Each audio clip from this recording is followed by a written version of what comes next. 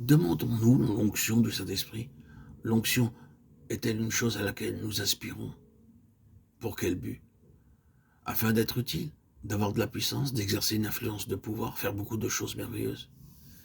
Bien-aimé, la première chose, la chose prééminente dans l'onction, c'est que nous ne pouvons faire que ce que l'onction nous enseigne et nous pousse à faire.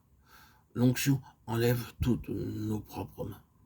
L'onction prend la responsabilité de notre réputation. L'onction prend la responsabilité du dessein même de Dieu. L'onction prend le contrôle entier de toute chose. Et désormais, tout est entre les mains du Saint-Esprit.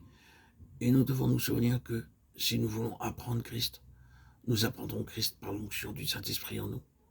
Et cela signifie que nous devrons suivre exactement dans son principe et dans sa loi le chemin que Christ a suivi. C'est ainsi que nous n'avançons pas très loin dans l'évangile de Jean, qui est particulièrement l'évangile de l'école spirituelle de Christ, sans l'entendre. Lui dire de lui-même, le Fils ne peut rien faire de lui-même. Les paroles que je vous dis, ce n'est pas de moi-même que je les dis. Les œuvres que je fais ne sont pas mes œuvres. C'est le Père demeurant en moi qui accomplit ses propres œuvres. Jean 5, 19, 14, 10.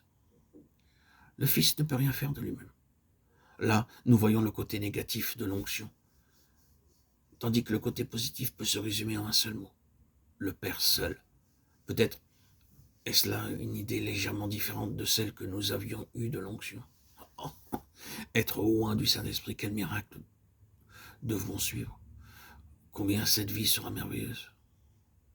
Le premier effet est l'effet durable de l'onction, c'est qu'elle nous emprisonne dans la souveraineté de l'Esprit de Dieu, de sorte que rien ne serait fait si lui ne le fait pas.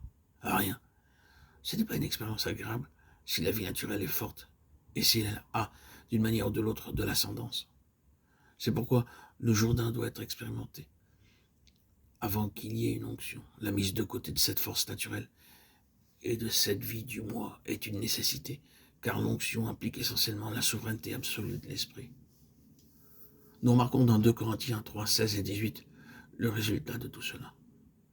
Quand ils se convertiront au Seigneur, quand ils se tourneront vers le Seigneur, quand le Seigneur sera pour eux l'objet en vue, ce voile sera ôté.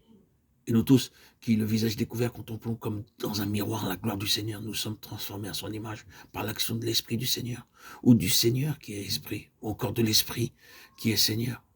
Nous sommes dans l'école de Christ et nous pouvons voir Christ et apprendre Christ, ce qui signifie être transformé à l'image de Christ, sous la souveraineté de l'Esprit.